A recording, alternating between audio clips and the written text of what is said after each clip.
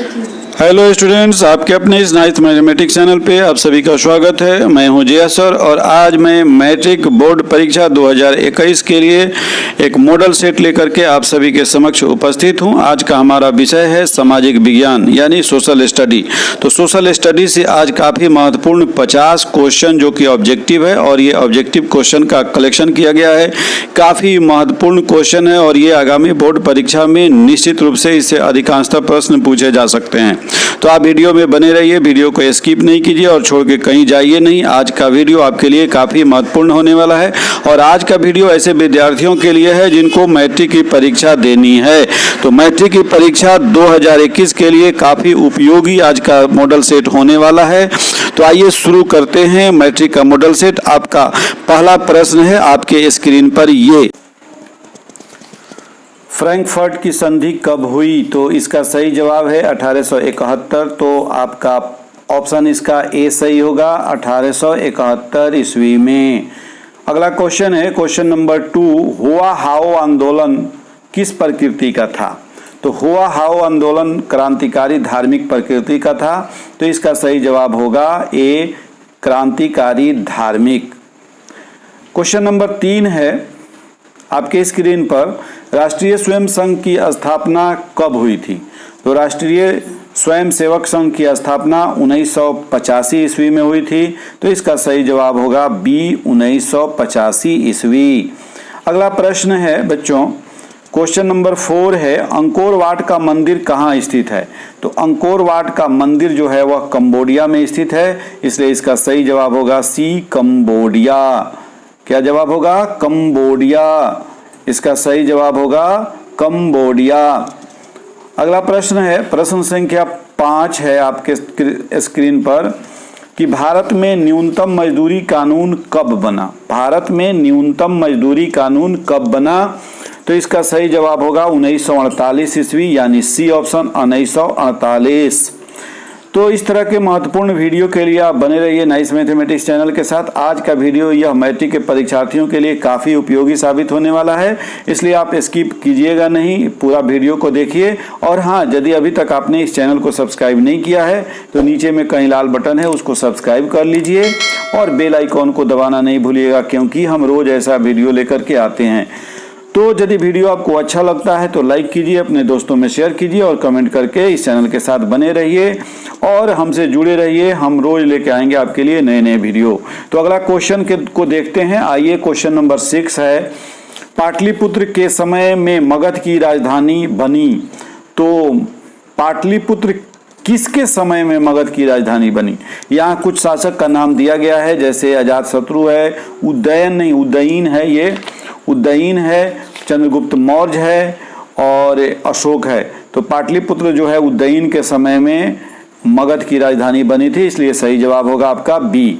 अगला प्रश्न है बच्चों क्वेश्चन नंबर 7, औद्योगिक क्रांति की शुरुआत कहाँ से हुई थी? तो औद्योगिक क्रांति की शुरुआत इंग्लैंड से हुई थी, इसलिए इसका सही जवाब होगा बी, इंग्लैंड।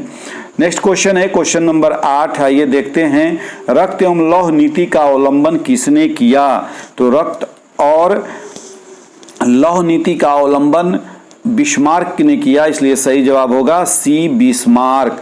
अगला क्वेश्चन है क्वेश्चन नंबर 9, महात्मा गांधी ने किस पत्रिका का संपादन किया?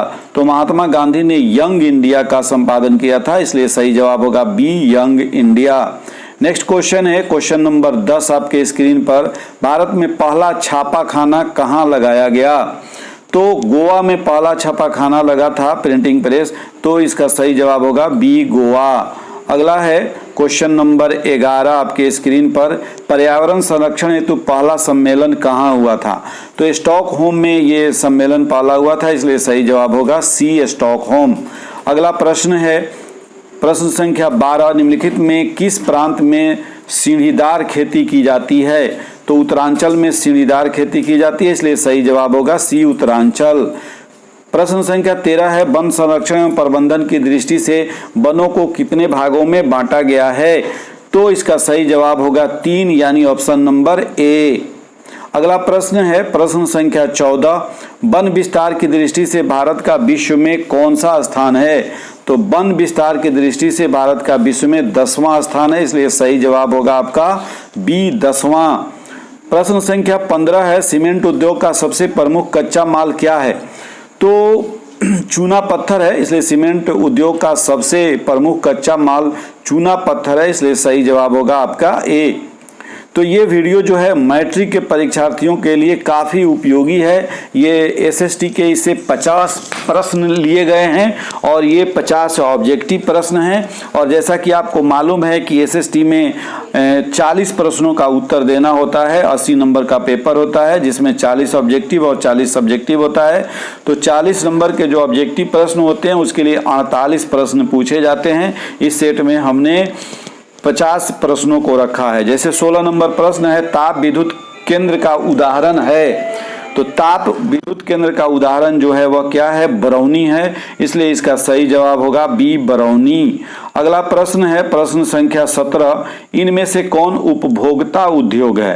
तो उपभोक्ता उद्योग जैसे पेट्रो रसायन, लौह इस्पात और वस्त्र उद्योग नहीं है। चीनी उद्योग जो है ये उपभोक्ता उद्योग है, इसलिए इसका सही जवाब होगा सी चीनी उद्योग। अगला प्रश्न है प्रश्न संख्या 18, किस राज्य में सॉफ्टवेयर प्रौद्योगिकी पार्क नहीं है? तो छत्तीसगढ़ में ये चीज नहीं है, इसलिए सही जवाब होगा बी छत्तीसगढ़। अगला प्रश्न है प्रश्न संख्या 19, बिहार में नहरों द्वारा सर्वाधिक सिंचाई किस जिले में होती है? तो रोहतास जिले में सबसे अधिक नहर से सिंचाई होती है, इसलिए इसका सही जवाब होगा ए रोहतास। अगला प्रश्न है प्रश्न संख्या 20, मानचित्र पर सर्वोच्च रेखाओं को किस रंग से प्रदर्शित किया गया है? मानचित्र पर सर्वोच्च रेखाओं को किस रंग से प्रदर्शित किया गया है? तो इसको बादामी रंग से, इसलिए इसका सही जवाब होगा सी। अगला प्रश्न है 11 नंबर प्रश्न आपके स्क्रीन पर है कि श्रम के लैंगिक विभाजन के परिणाम निम्नलिखित में से क्या हुए? श्रम के लैंगिक विभाजन के परिणाम निम्नलिखित में से क्या हुए? यहाँ कुछ परिणाम दिए हुए हैं, जैसे स्त्रियां चार दीवारी में सिमट कर रह गई, स्त्रियां आर्थिक रूप से विपन्न रह गई, स्त्रियां स्वतंत्र हो गई, स्त्रियां श्रम करने जैसे बीमारी से बच गई।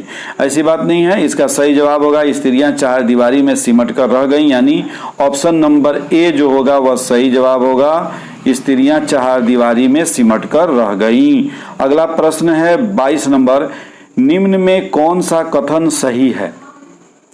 तो यहाँ है भारत जैसे लोकतांत्रिक देश में सामाजिक विभेद उत्पन्न होते हैं, गलत। सामाजिक विभेद पर राजनीति का कोई प्रभाव नहीं पड़ता, यह भी गलत। एक लोकतांत्रिक व्यवस्था में एक व्यक्ति की कई पहचान होती है, यह सही जवाब है 22 का सी, इसलिए हम इसको टिक करेंगे।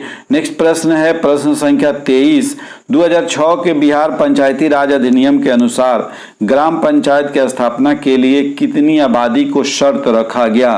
तो इसका सही जवाब है 7000, यानी कि इसका सही ऑप्शन है बी 7000। अगला प्रश्न है प्रश्न संख्या 24, राजनीतिक दल का संबंध किससे है? राजनीतिक दल का संबंध राजनीतिक सत्ता पाने के लिए लोगों को लामबद्ध करने से, यानी इसका सही जवाब हो गया डी, ऑप्शन नंबर डी सही है। नेक्स्ट क्वेश्चन है 25 नंबर, किस बात से स्पष्ट होता है कि बिहार में लोकतंत्र की जड़ें गहरी हैं? तो बिहार में साक्षरता दर नहीं, नालंदा का प्राचीन विश्वविद्यालय बिल्कुल नहीं, वैशाली लिच्छवी का गणतंत्र, यहाँ गणतंत्र है, ये तंत्र नहीं, इसको गणतंत्र लिखेंगे, गणतंत्र, यानी कि वैशाली लिच्छवी का ये जो तंत्र है इसके जगह पर क्या लिखना है? गणतंत्र कर देना है और सही जवाब हो जाएगा आपका सी।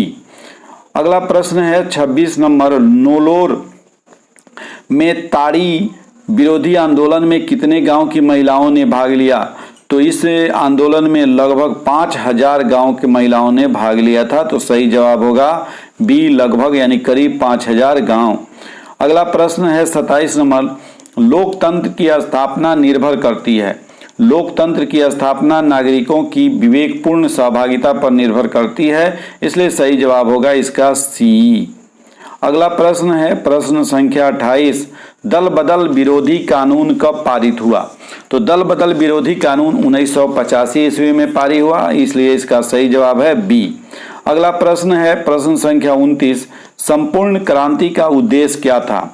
तो संपूर्ण क्रांति का उद्देश्य था लोकतंत्र की स्थापना करना, इसलिए सही जवाब हो जाएगा ए, अगला प्रश्न है प्रश्न संख्या 30, बिहार के आर्थिक पिछड़ेपन का प्रमुख कारण क्या है? तो बिहार के पिछड़ेपन का कुछ कारण यहाँ गिनाया गया है, जैसे जनसंख्या में तीव्र वृद्धि, कृषि पर अत्यधिक जनाधार, बाढ़ एवं सूखा का प्रकोप। तो ये तीनों चीज बिहार में है, इसलिए बिहार के पिछड़ेपन का कारण इनमें सभी हो जाएगा, इसलिए ऑप्शन डी इसका सही जवाब होगा। अगला प्रश्न है प्रश्न संख्या 31, बिहार में जीवन यापन का प्रमुख साधन क्या है? तो बिहार में कृषि ही है जीवन यापन का प्रमुख साधन, इसलिए इसका सही जवाब होगा ए कृषि। अगला प्रश्न है 32 नंबर, मानव विकास सूचकांक के कितने सूचक हैं? तो इसके 3 सूचक हैं, इसलिए इसका सही जवाब होगा बी 3।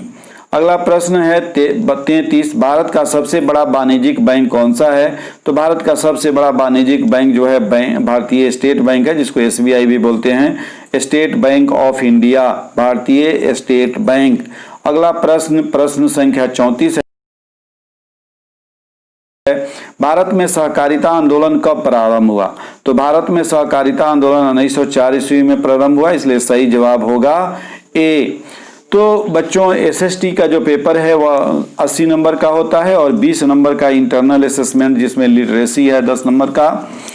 तो ये स्कूल पर स्तर पर होता है और 20 नंबर स्कूल से दिए जाते हैं, और 80 नंबर के जो बोर्ड परीक्षा होती है उसमें 40 नंबर के OMR पर होता है, ऑब्जेक्टिव क्वेश्चन का आंसर करना होता है, और 40 नंबर का रिटन होता है। तो 40 नंबर के ऑब्जेक्टिव क्वेश्चन के लिए अब बोर्ड का नियम आ गया है कि 20% एक्स्ट्रा प्रश्न रहेगा, यानी 48 प्रश्न रहेगा, और 48 प्रश्नों में से आपको चुन करके जो भी आपको आसान लगे या जो जिसका प्रश्न आप कन्फर्म है उन्हीं 40 प्रश्नों का ही उत्तर देना है, 40 से ज्यादा का उत्तर नहीं देना है।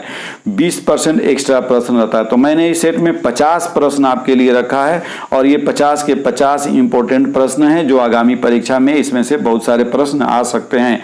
तो इस वीडियो के प्रत्येक प्रश्न को आप बारीकी से देखिए और इसको याद रखिए, आने वाले परीक्षा में ये आपके लिए काफी लाभदायक सिद्ध होगा।